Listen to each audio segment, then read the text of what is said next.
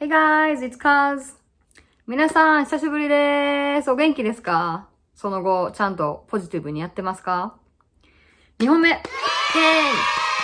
で、あんまイェイじゃなくて、今アメリカがコロナにプラスでちょっと大惨事になっちゃってて、また、小ず流でみんなにお伝えしようかなと思って。で、今日また、みんなが絶対に知っといた方がいいっていうか、知っとかなあかんことを、ちょっとセンシティブな内容になるけど、話します。私は今めっちゃくちゃ怒ってます。で、このビデオを見たらみんなも完全に同じ気持ちになります。多分日本でアメリカのニュースが大きく取り上げられればられるほどみんなが連絡してきてくれてるんやと思うねんけど、たまにそこまで大きな事件じゃない時に大丈夫って連絡してきてくれたりとか。で、今回めちゃくちゃやばいんやけど、大きくは報道されてないんかな。まあ、とりあえず説明しますね。何があったかっていうと、5月の25日、こっちのナショナルホリデーのメモリアルデーっていう日やったんやけど、に、ジョージ・フロイドさんっていう黒人男性が白人警官に絞め殺されるっていう大事件があって、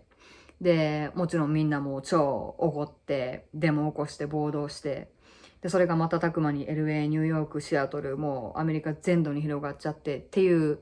状態。LA は2日ぐらい前から荒れ出して、最初はみんな人種差別に対するデモを普通にやってたんやけど、まあそれが速攻で暴動になってしまって、もう放火、もうその辺街中燃えてるし、車に火がつけるし、いろんなお店、もうガラス割られて物いっぱい取っていかれて、グッチとかビトンとかの高級店とかもそうやし、私がいつも行ってるレストランとか、テレビのニュースで見てたら、それがぐっちゃぐちゃなってんの映ってて、うわ、最悪みたいな。とか、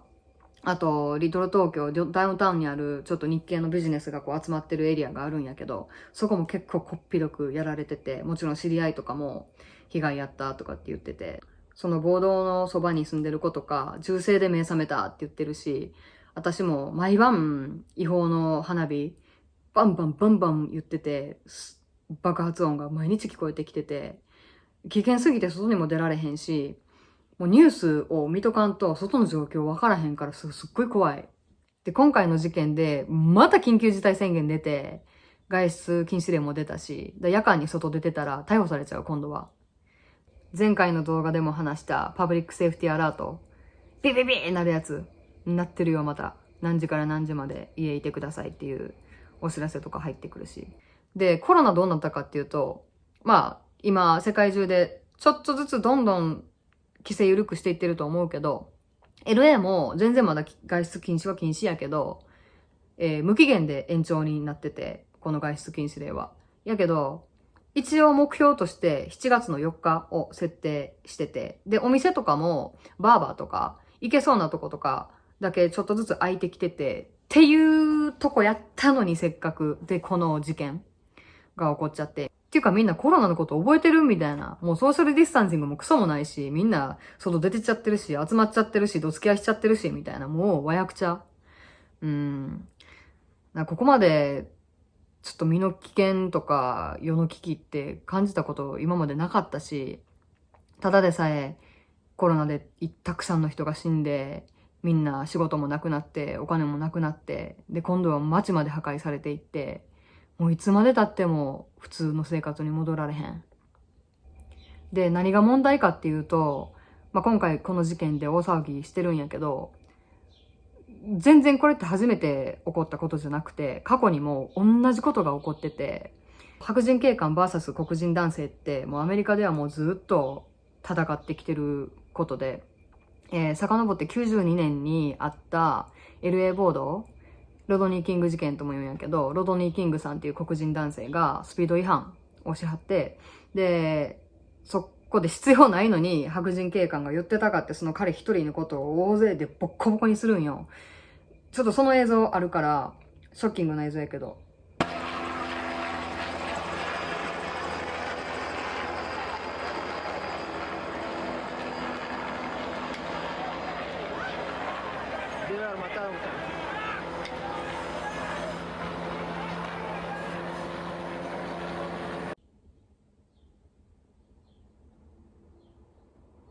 見た？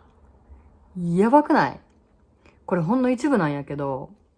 彼さ、一番最初にスタンガンでバッチンやられてて、それでよろけて倒れてたやん。それでそっからまたボコボコにされて、で、あの後、顔面ガン蹴られたりとかもしてたし、心が痛いっていうか、もうムカつく。あの後どうなったかっていうと、暴力警官、結局、無罪判決になって、もう同じこと、今回のと、デモが起こって暴動になって、街中大戦場になって、トラック運転してる人を無理やりバー引きずり下ろして、消火器やとか、歩道を破壊して、そのコンクリートでバチバチ縛いたりとか、その時ももう第3次。遡って65年にはコンプトンでやったワッツライオット。そう、ヒップホップ好きな人は聞き馴染みあるかもしれんけど、ドクター・ドレイとか、イズイとかの地元。で、これがアメリカ史上一番最悪の過去にあった暴動で、死者もたくさん出たし、負傷者もたくさん出て、で、州兵隊とかも何千とかいう数が動員されて、暴動エリアにあった看板とかに書かれてたことは、ここで引き返すか、死ぬか、撃たれて死ぬか、みたいな。何にも変わってないね。何十年越しに同じことで暴動になって。今回のジョージさんなんてもう死んじゃってるし、ほんまに腹立たしいけど、何にもできひんのがすごい歯がゆい。で、今日私がみんなに言いたいことは、人種差別、ダメ絶対。そんなん分かってるわってみんな今思ったと思うけど、まあ思ってくれてたら嬉しいけど、実際にこの暴動に関して日本から差別的な声が上がってます。LA に関しては暴れてるの別に黒人だけじゃないし、物取りに行ってんの白人だっているし、プロテスト起こしてるのもいろんな LA はいろんな人種がいるからいろんな人種が集まってみんなやってるし、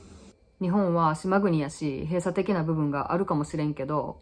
今はもうグローバル化が進んで日本にも外国人増えてるし、もう日本は人種差別なんて関係ないですよって言える時代じゃないと思うねんな。で、昔はテクノロジーも発達してないから誰がどこで何を言ってようと海外の人の耳に入ることなんてなかったと思うけど、今はインスタもある、 YouTube もある、何でもある。どこにいても誰とでもつながれる時代やし、どの言語で書かれてたって2秒あれば翻訳できるし、か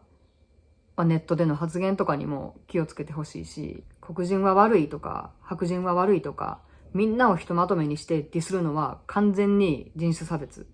もし例えば日本人、なんかをしでかした日本人一人のために世界中で、うわもうこれやから日本人は、うわもう最悪や、もう日本嫌いって言われたらムカつくやん。ムカつくし悔しいし、日本ってそんな国じゃないのにって、あいつだけやのにって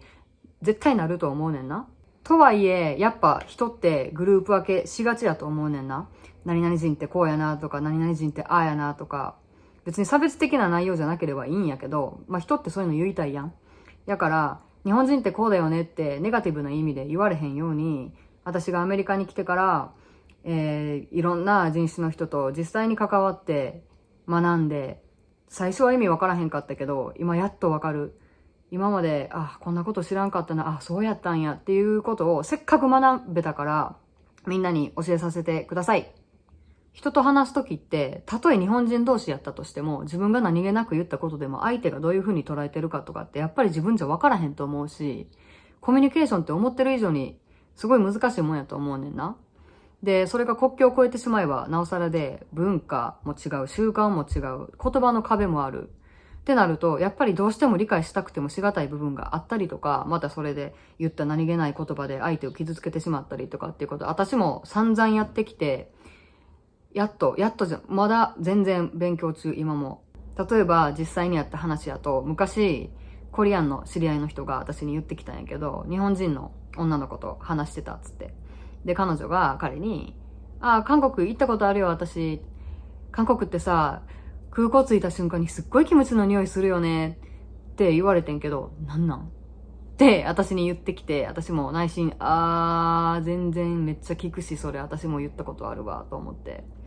から、それ聞いてて、彼女が全然悪気ないのは私も分かったし。やけど、彼は悪口に取っちゃって、あんまりいい気分じゃなかったみたい。で、まあ私も、ぶっちゃけ、相手に全然悪気がないのは分かってるけど、しょうもないことでイラッとすること全然あるし、例えば、外国人の人からしたら日本人も韓国人も中国人も似たような顔してるから絶対分からへんと思うし、文化とかなんてわからん人もいるやん。で、それでこうなんか中途半端な知識をひけらかされたりとかしたら、それ日本ちゃうしって思ってまうし、っていうか言っちゃうかな、私。から人間ってすっげえちっちゃいことでもやっぱ、私がそうやからイラッとできるんやろうなとみんなもと思うねんな。あとたまーに聞くんが、日本に遊びに行った外国人が日本人に親切にされなかった話。アジア系アメリカ人の人が日本に行かはって、日本行ってきた、めっちゃ楽しかった、ご飯も美味しいし、景色も綺麗やし、ただ、地元の日本人にはことごとく無視されたよって言ってて、わー、日本の株が下がったと思って、いや、英語分からへんかったんじゃないって言っといたんやけど、そう信じたいけど、もう彼はそれをね、ちょっと人種差別的に受け取っちゃってて、どうせ俺はアジア系アメリカ人やから、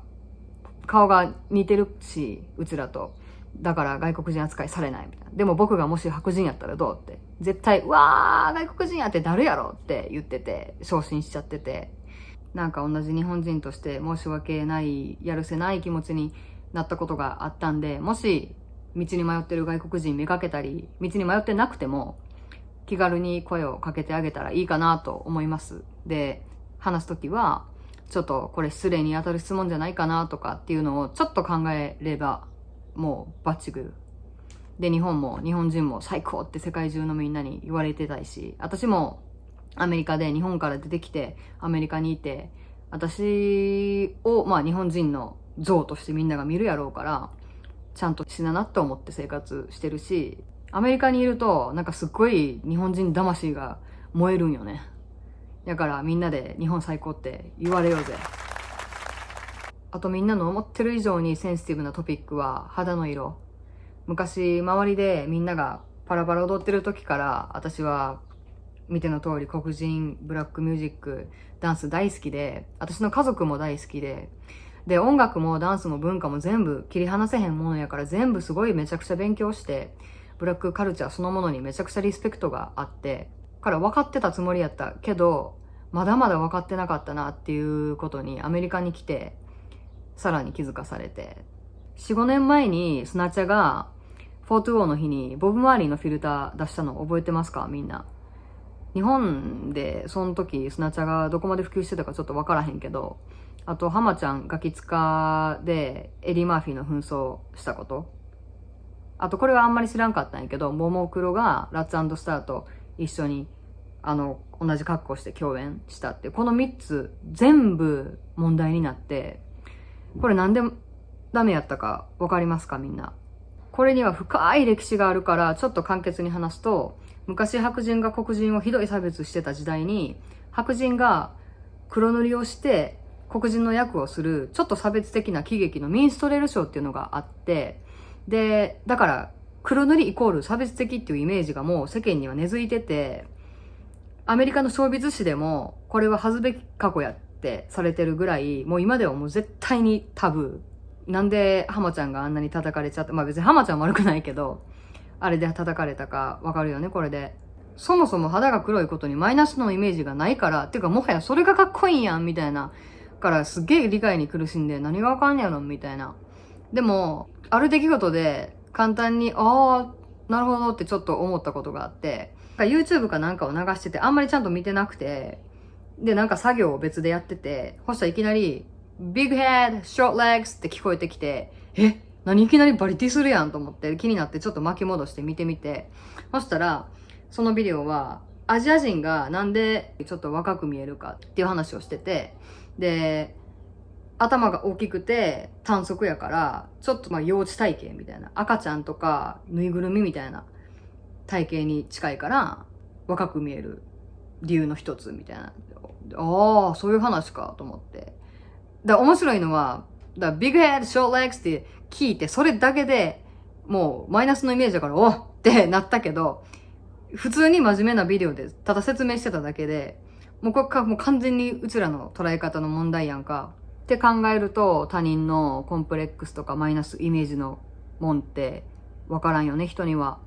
でも面白いよ、いろんな人種の子たちと話してたら。私こんな髪編んじゃってるけど、黒人の女の子たちなんかはアジア人みたいなストレートヘアに憧れてるから、髪触らしてって言ってくるし、で、彼女たちはちょっとふくよかな方がモテたりするけど、日本人はこう一生懸命痩せようとしてたりとか。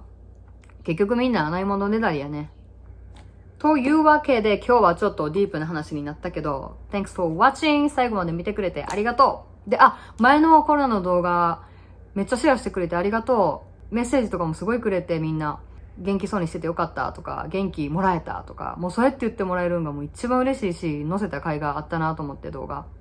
よかった。ありがとう。でももっともっといっぱいの人に見てほしいし、全然ガンガンシェアしちゃって。で、チャンネル登録まだしてない人はよろしくお願いします。こういう形でまたみんなと繋がってれて嬉しゅうございます、私は。今日も死にませんように、無事で一日過ごせますように。日本のみんなも世界のみんなもコロナ気をつけて、まだまだ全然油断できひんし、私も祈ってます。ということでまたタイミングでアップします。バイバイ。